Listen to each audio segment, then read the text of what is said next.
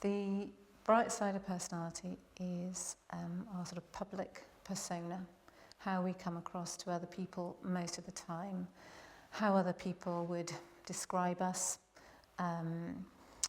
It's those aspects of our personality that we manage to some extent. It's when we're presenting ourselves to the rest of the world at our most socially effective.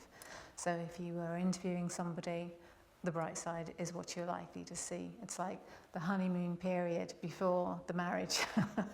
And that's when you see the dark side. And that's why we talk about the dark side as being something that's very evident to family, friends, people you've known for a long time, because the dark side is much more about those extremes of our personality that we fall back on. We expose ourselves in a way with our dark side at times when, and it's usually either because we're under stress and so our eye is taken off the ball, we're maybe tired, we're maybe anxious, we're maybe worried, we've maybe got loads of different demands, and that ability to put up that veneer, to put up that other layer, to present ourselves to the rest of the world disappears. We can't do it as well. We can't manage ourselves and our behaviour so well. And so it's much more us in the raw. And it's these extremes of personality that surface at times, either of stress, but also times when we're perhaps over-relaxed or over-familiar. It could be times when for people who have become very successful, people who've risen right the way up an organisation and there's no longer anybody reminding them, tapping them on the shoulder and giving them any negative feedback or any constructive criticism about how they behave.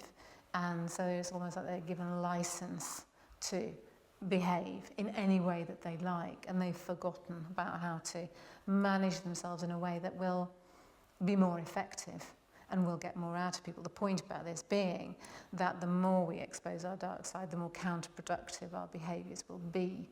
These kinds of tendencies will interfere with our ability to achieve our goals because we will irritate people or confuse people, make people just not want to work with us or feel positive about us.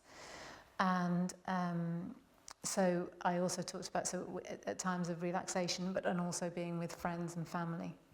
So, you know, we've had a hard day at work, we've been putting up that layer, putting up that veneer, putting up that front to our work colleagues or our clients all day, and we get home and our irritability, or whatever is our particular style of derailer, erupts and surfaces because we feel we don't need to worry so much about how we come across to those people who are our nearest and dearest, or we're not so worried about making an impression because we feel that they'll forgive us for it. But at work, people won't forgive us for it. And long term, it can have a massive impact on how well we could do within the workplace. So the bright side is much more about what are the strengths that we can bring to bear to a situation. What are the aspects of our personality that we can utilise to really great and positive and beneficial effect? How can we capitalise on the natural skills and talents that we've got? To the extent that we do that, that will help us to be successful in our work. The dark side, actually at one level, there's a kind of level at which we can use some of those extreme characteristics in a way that can help us with our success. So for instance, if one of the characteristics is about being very confident, being able to talk to people, taking charge of situations, always happy to give an opinion, those kinds of characteristics are very positively seen, particularly within private sector, corporate world, and are rewarded and reinforced, particularly by your immediate boss. Your peers may well think otherwise, and certainly your direct reports might. But there's a level at which we can use, if that's our particular derailer, is that our confidence, when at the extreme, turns into arrogance. We become too bold, we become too sure of ourselves. There's a level at which we can use that, and that might well have been the reason for our success so far.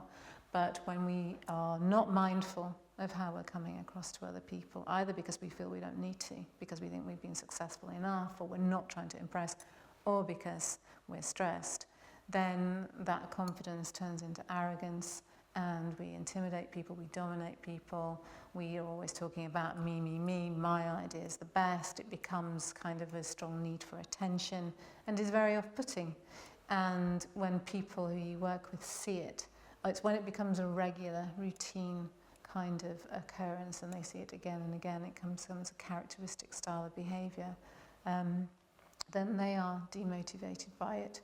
And ultimately it may trickle through to your superiors. They may start to become aware of it. They may start to see some of that behaviour as well. And you might otherwise have seemed to be on course for the next promotion or the next leap, the next relocation or whatever, but all of a sudden the tide is turning against you because those styles of behaviour are getting in the way. People are turned off. They're not paying attention to you. They don't want to be part of your team. They don't want to do good things for you.